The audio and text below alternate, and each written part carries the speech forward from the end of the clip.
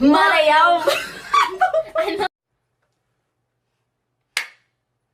Marayaw mahapon! Welcome to Tilaw, Mindanao! Mindanao!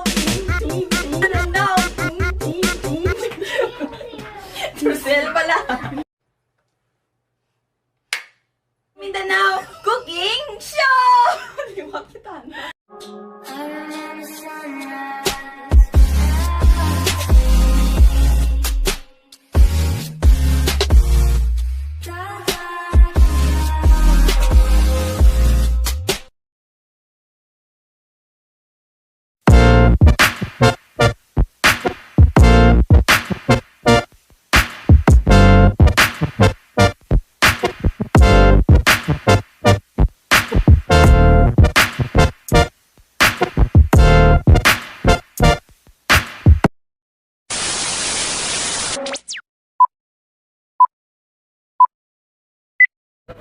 Marayaw mahapon! Welcome to Tilaw, Mindanao Cooking Show!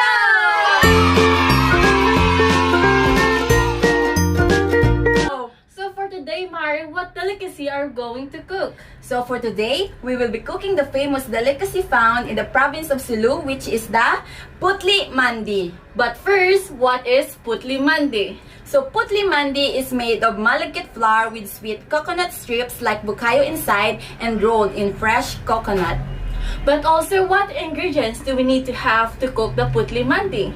In order to cook the Putli Mandi, we need the following ingredients.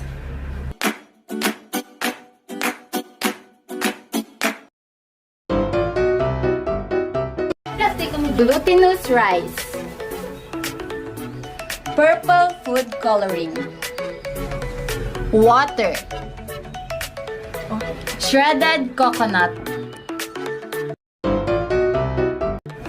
grated coconut, white sugar.